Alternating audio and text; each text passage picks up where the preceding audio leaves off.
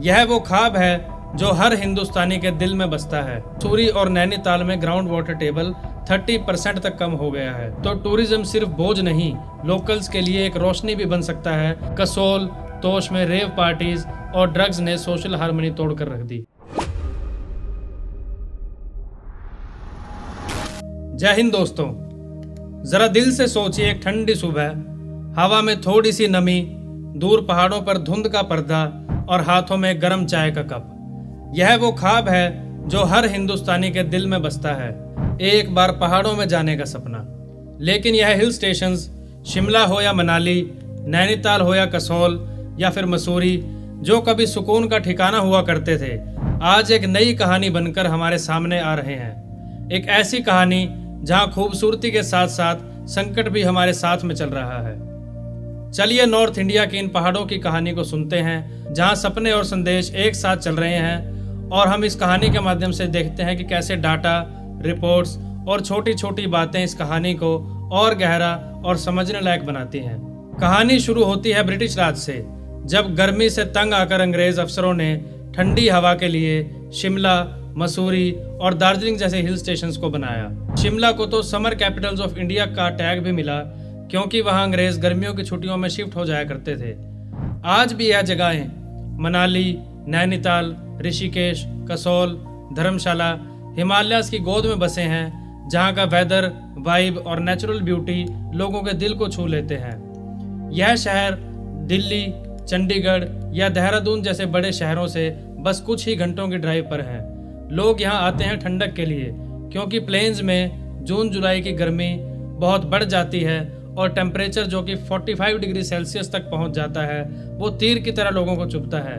वहीं दूसरी तरफ हिल स्टेशंस कुदरत के करीब होते हैं, जहां झरने, जंगल, स्नोफॉल्स, लेक सब दिल को सुकून देते हैं। एडवेंचर के लिए वहां पर ट्रैकिंग, रिवर राफ्टिंग, पैराग्लाइडिंग और स्पिरिचुअलिटी के लिए 4 धाम यात्रा जैसी चीजें टूरिस्ट द्वारा एंजॉय की जाती हैं। कोविड-19 के बाद से वर्क फ्रॉम माउंटेन्स का ट्रेंड भी चल गया, जहां लोग अपना लैपटॉप लेकर पहाड़ों में काम भी करते हैं और साथ ही आराम भी करते हैं। इंस्टाग्राम और यूट्यूब ने कसोल, तीर्थन, तोश और स्पीति जैसे छोटे स्पॉट्स को भी इतना वायरल कर दिया कि यह जगहें भी अब शांति से ज्यादा शोर से भरी हैं। लेकिन इस कहानी की दोस्तों एक डार्क साइड भी है।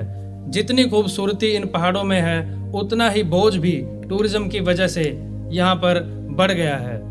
टाइम्स ऑफ इंडिया के मुताबिक हिमाचल प्रदेश में 2020 में सिर्फ 21.63 लाख डोमेस्टिक टूरिस्ट वहां पर आया करते थे।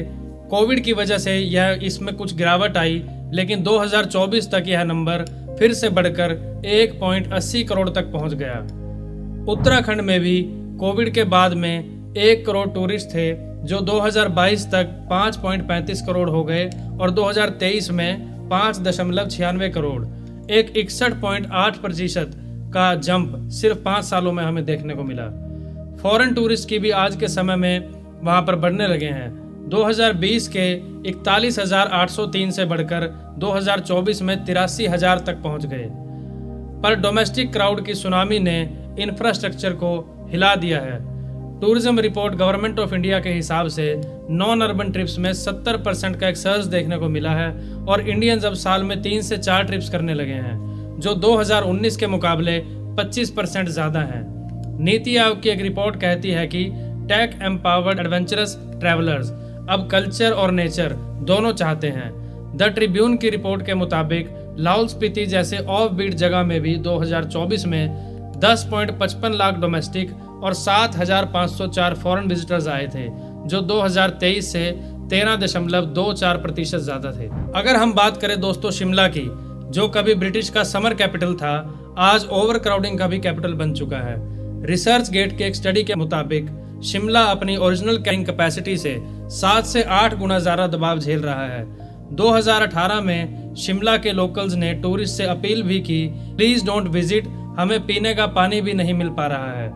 अगर हम कैरिंग कैपेसिटी को समझें तो यह होता है कि वो लिमिट जो एक जगह बिना टूटे झेल सकती है, लोग, पानी, सड़क, कचरा, सब चीजों को मिलाकर। शिमला के नैरो रोड्स जो घर जैसी गलियों से भी छोटे हैं, अब रोज 5,000 प्लस व्हीकल्स का बोझ झेलते हैं। मनाली भी पैराडाइज अंडर प्रेशर बन गया है। 30 लाख से ज़्यादा एनुअल विजिटर्स के साथ सीवेज ट्रीटमेंट प्लांट STP की कैपेसिटी जो कि सिर्फ 1.8 मिलियन लीटर्स पर डे है, जबकि 15 से 18 MLD सीवेज हर रोज बनता है। सीवेज ट्रीटमेंट प्लांट एक ऐसा सिस्टम है जो गंदे पानी को साफ करता है ताकि वो दोबारा यूज हो सके और नदियों में ना जाए। पर जब इतना सीवेज बनता है और कैपेसिटी इतनी कम है तो गंदगी नदियों और जमीन में घुस जाती है। मनाली में पीक सीजन में 35 मेट्रिक टन्स कचरा बनता है। रिसर्च गेट के मुताबिक एयर पोल्यूशन का suspended particulate matter SPM level 1.9 तक पहुंच गया, जबकि सेफ लिमिट 60 है। SPM छोटे डस्ट पार्टिकल्स होते हैं जो हवा में तैरते रहते हैं और सांस के जरिए सेहत खराब करते हैं। कसोल, जो एक टाइम में बैकपैकर्स का हेवन माना जाता था, अब सोशल मीडिया की वजह से प्लास्टिक के ढेरों का ठिकाना बन गया है। मसूरी, नैनीताल, ऋषिकेश और धर्मशाला में भी व्हीकल्स और प्री बुकिंग और पोल्यूशन का बोझ बढ़ता जा रहा है। एनवायरनमेंट का दर्द इस कहानी का एक सबसे बड़ा और अहम हिस्सा है। जगदीश पुन्याल के 2023 के एक रिसर्च पेपर के मुताबिक कुल्लू मनाली में टूरिस्ट के वजह से SPM एयर पोल्यूशन 112 तक पहुंच गया और 63 से लेकर 72% सॉलिड वेस्ट वहां पर नॉन बायोडिग्रेडेबल है जो रिवर्स को भी पोल्यूट कर रहा है। बायोडिग्रेडेबल वेस्ट वो होता है जो नेचुरल तरीके से ही खत्म हो जाता है, जैसे कि फॉर एग्जांपल खाना हम इसमें ले सकते हैं। लेकिन प्लास्टिक और रैपर्स ऐसे ही नहीं सड़ जाते और यह नदियों और जंगल में जमा हो जाते हैं। कुल्लू मनाली में 38% फॉरेस्ट कवर पिछले 2 दशकों में खत्म हो गया क्योंकि होटल्स और पार्किंग के लिए जंगल काटे गए। शिमला का 2018 का वाटर क्राइसिस, जिसमें लोकल 7 दिन तक बिना पानी के रहे, जबकि होटल्स में टूरिस्ट को मिनरल वाटर दिया जा रहा था। उत्तराखंड इरिगेशन डिपार्टमेंट की एक रिपोर्ट बताती है कि मसूरी और नैनीताल में ग्राउंड वाटर टेबल 30% तक कम हो गया है। ग्राउंड वाटर वो पानी है जो जमीन के नीचे जमा होता है और जब वो कम हो जाता है तो वेल्स और स्प्रिंग्स सूख जाते हैं। कसोल, तीर्थन और तोश के वायरल स्पॉट्स अब प्लास्टिक ग्रेवयार्ड्स बन गए हैं। हिमालयन मोनाल, स्नो लेपर्ड्स और ब्राउन बियर्स जैसे रेयर स्पीसीज अब ह्यूमन पाथ से भी दूर चले गए हैं। शिमला में मंकी ह्यूमन कन्फ्लिक्ट भी बढ़ गया क्योंकि टूरिस्ट का फूड वेस्ट एनिमल्स को अट्रैक्ट करता है। क्लाइमेट चेंज भी आने वाले समय में इस समस्या को और ज्यादा सीरियस बनाता है। इंडियन मेट्रोलॉजिकल डिपार्टमेंट की रिपोर्ट्स के मुताबिक शिमला, मनाली और ओली का एवरेज टेम्परेचर 1.5 डिग्री सेल्सियस से लेकर 2 डिग्री सेल्सियस तक बढ़ गया है, जिससे कि गंगोत्री, पिंडर जैसे ग्लेशियर्स तेजी से पिघल रहे हैं। पर दूसरी तरफ अगर हम बात करें तो टूरिज्म सिर्फ बोझ नहीं, लोकल्स के लिए एक रोशनी भी बन सकता है अगर टूरिज्म सस्टेन्ड हो, नहीं तो रोशनी आने वाले समय में फिर अंधेरा बन सकती है। मनाली के गाइड राजू ठाकुर एक लोकल इंटरव्यू में कहते हैं कि अगर सीजन अच्छा गया तो पूरा साल घर बढ़िया तरीके से चल जाता है। Himachal Pradesh tourism development corporation HPTDC के 2023 रिपोर्ट के मुताबिक टूरिज्म सेक्टर में 1.20 लाख डायरेक्ट और 3.4 लाख इनडायरेक्ट जॉब्स पैदा करता है। डायरेक्ट जॉब वो जॉब्स हैं जिसमें सीधे तौर पर टूरिज्म से जुड़े हैं, जैसे गाइड्स, ड्राइवर्स, होटल स्टाफ। अगर हम बात करें इनडायरेक्ट जॉब्स की, वो इनडायरेक्ट जॉब्स में वो जॉब शामिल हैं जो टूरिज्म से रिलेटेड होते हैं, जैसे फार्मर्स जो कि होटल्स को वेजिटेबल सप्लाई करते हैं। तीर्थन, जीभी और चंबा में होम स्टेज से फैमिलीज 30,000 से 1 लाख रुपए महीना कमा रही हैं। ऋषिकेश, नैनीताल और स्पीति में वुमेन हैंडीक्राफ्ट्स, पिकल्स और सोप्स बेच के वुमेन सेल्फ एम्पावर्ड बन रही हैं। उत्तराखंड टूरिज्म पॉलिसी 2020 कहती है कि टूरिज्म स्टेट के ग्रॉस डोमेस्टिक प्रोडक्ट GDP का 8% से ज्यादा देता है, जो एग्रीकल्चर के बाद सबसे बड़ा सेक्टर है। अगर हम बात करें GDP की, तो GDP एक स्टेट या कंट्री की इकोनॉमिक एक्टिविटी का मेजर होता है। कैफेज, एडवेंचर रेंटल्स और फार्मर्स के ऑर्गेनिक प्रोड्यूस की डिमांड भी बढ़ रही है, लेकिन यह रोशनी के साथ साथ अंधेरा भी बन जाती है जब टूरिज्म ने कॉस्ट की लिविंग को काफी हद तक बढ़ा दिया। नैनीताल, शिमला में लोकल्स के लिए रेंट अफोर्ड करना मुश्किल हो रहा है। एक टीचर ने कहा कि जो टूरिस्ट 2500 रुपए में रूम लेकर यहाँ पर मजे से रहते हैं और एक दूसरी तरफ हम यहाँ के लोकल लोग हैं जो 8 से 10,000 रुपए में भी घर नहीं ले पाते। 80% इनकम सिर्फ 3 से 4 महीने के पीक सीजन में ही आती है, बाकी महीने होटल्स बंद, टैक्सी कंडीशन आइडल रहती हैं और आउटसाइडर्स के रिजॉर्ट्स ने लैंड प्राइसेस को एक बहुत हद तक बढ़ाकर रख दिया और लोकल्स को अपने ही शहर में माइग्रेट करना पड़ रहा है। पहाड़ों का कल्चर भी बदल रहा है दोस्तों। पहले लोग पहाड़ी टोपी, वुलन सॉक्स और जूट बैग्स के साथ बाजार जाते थे। आज ब्रांडेड स्नीकर्स और कैफे लाटेज ने उनकी जगह ले ली है। नैनीताल के एक स्टूडेंट कहता है कि फोक डांस अब सिर्फ टूरिस्ट के लिए ही है, हम तो रील्स बनाते हैं। शिमला मसूरी में पुरानी हवेलियों को तोड़कर होटल्स बनाए जा रहे हैं। कसोल, तोश में रेव पार्टीज और ड्रग्स ने सोशल हार्मनी तोड़कर रख दी। एक दादी माँ का कहना है कि पहले टूरिस्ट हमसे राजमा चावल की रेसिपी मांगा करते थे, अब वो हमसे पूछते हैं कि वीड कहाँ पर मिलेगी। हाई लैंड वैल्यू और लो जॉब सिक्योरिटी की वजह से यूथ प्लेन्स या सिटीज में माइग्रेट कर रहे हैं और पहाड़ अब वीकेंड टाउन्स बनकर रह गए हैं। सेफ्टी का संकट भी दोस्तों बढ़ता जा रहा है। IMD के 2023 डाटा के मुताबिक मॉनसून में हिमाचल और उत्तराखंड में हर साल 200 प्लस लैंडस्लाइड्स होते हैं। केदारनाथ 2013 फ्लड में 5000 लोग मारे गए और 2023 हिमाचल फ्लड्स ने 6000 करोड़ का नुकसान किया। हिमालयाज सिस्मिक बेल्ट 4 और 5 में आते हैं, जहां अर्थक्वेक का खतरा हमेशा बना रहता है। अगर हम बात करें दोस्तों एडवेंचर टूरिज्म की, तो एडवेंचर टूरिज्म में भी रिस्क है। ऋषिकेश में रिवर राफ्टिंग, बीर बिलिंग में पैराग्लाइडिंग, स्पीति में ट्रैकिंग, लेकिन अनट्रेन्ड एंड अनप्रोफेशनल गाइड्स और fake safety gear and poor maintenance की वजह से हमें कॉमन तौर पर एक्सीडेंट्स देखने को मिल जाते हैं। उत्तराखंड फॉरेस्ट डिपार्टमेंट के मुताबिक 2022 से 24 के बीच 3000 प्लस फॉरेस्ट फायर हुए, क्योंकि टूरिस्ट या तो सिगरेट बर्ड्स और या फिर बोन फायर को जलता ही छोड़ देते हैं, जिससे कि जंगल में आग लगने की प्रोबेबिलिटी बहुत ज़्यादा बढ़ जाती है। रेस्क्यू सिस्टम भी थका हुआ है दोस्तों। एक एम्बुलेंस 30 गाँव के लिए अवेलेबल होती है और ट्रैकिंग जोन्स में अगर हम बात करें तो रेस्क्यू टीम्स को पहुंचने में 12 से 18 घंटे तक का समय लग जाता है। दोस्तों गवर्नेंस का क्राइसिस भी इस कहानी की सिचुएशन को और संगीन बना देता है। एनवायरमेंट प्रोटेक्शन एक्ट 1986 और फॉरेस्ट कंजर्वेशन एक्ट 1980 के बावजूद कसोल, मनाली, मैक्लोडगंज में इलीगल कंस्ट्रक्शंस बढ़ते जा रहे हैं। एनवायरनमेंट प्रोटेक्शन एक्ट एक कानून है जो एनवायरनमेंट को खतरे में डालने वाली किसी भी एक्टिविटी को रोकता है या रेगुलेट करता है। दूसरी तरफ फॉरेस्ट कंजर्वेशन एक्ट जंगल के लैंड का यूज लैंड यूज को कंट्रोल करता है ताकि डिफॉरेस्टेशन को रोका जा सके।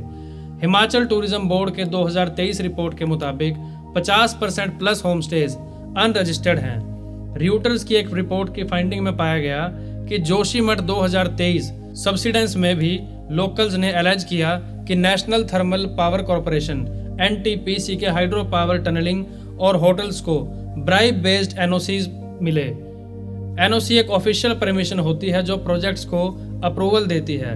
इसमें भी ब्राइब का यूज होना इस सिचुएशन को साथियों बहुत ही संगीन बना देता है।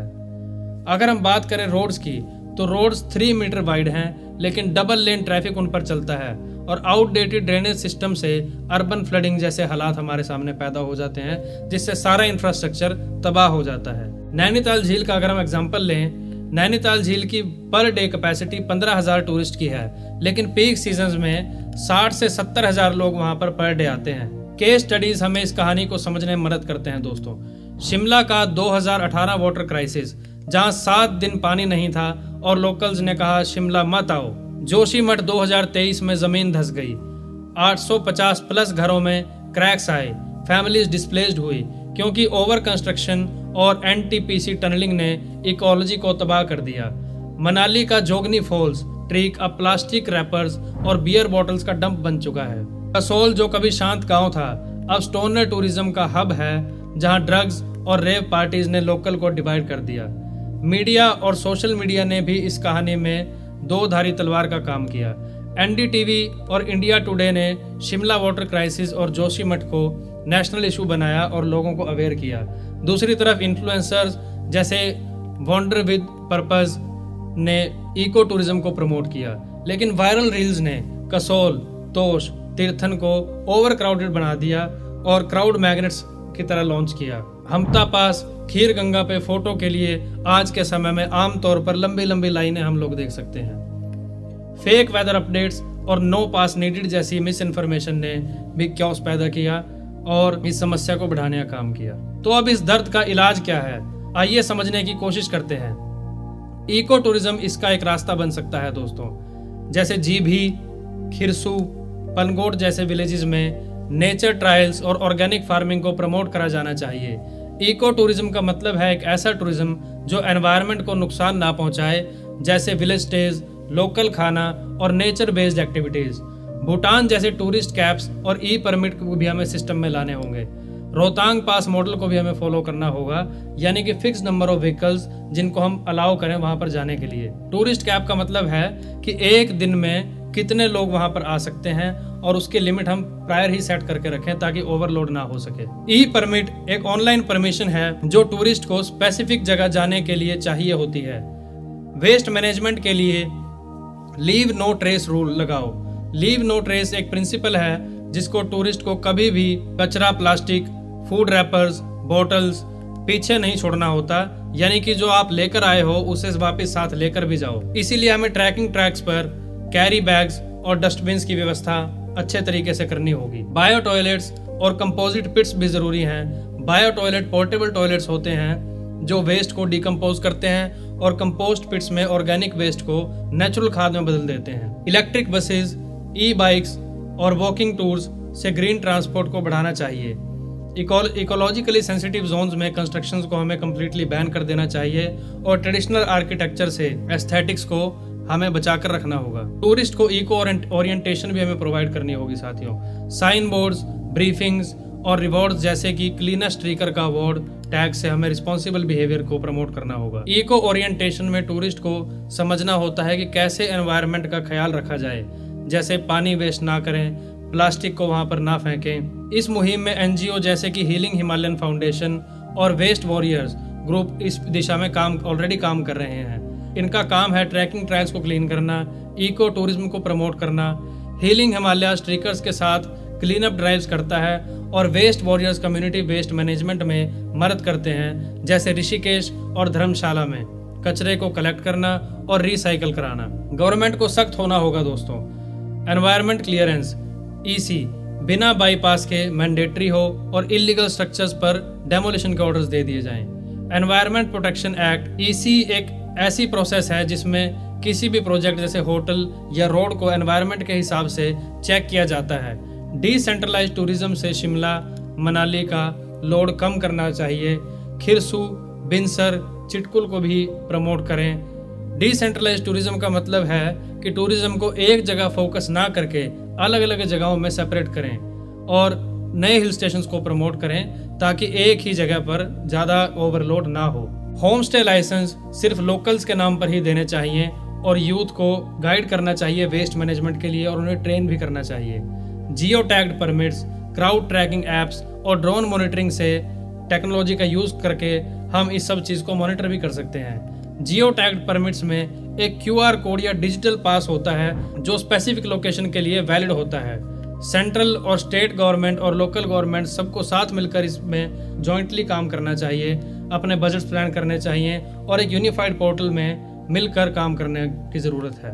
दोस्तों, यह कहानी तभी बदलेगी जब हम सब अपना रोल निभाएंगे। पहाड़ बोल नहीं सकते पर उनका कोलैप्स उनकी कंडीशन बखूबी बयां करता है।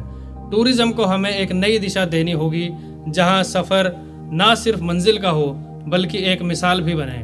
जब हर टूरिस्ट रिस्पॉन्सिबल ट्रैवलर बन जाएगा और हर सिस्टम समय पर काम करेगा, तब ही यह हिल स्टेशंस सेफ, क्लीन और सुकून भरे रहेंगे। वरना यह खूबसूरत पहाड़ सिर्फ इंस्टाग्राम रील्स बनकर रह जाएंगे और उनकी असली रूह खो जाएगी। धन्यवाद साथियों।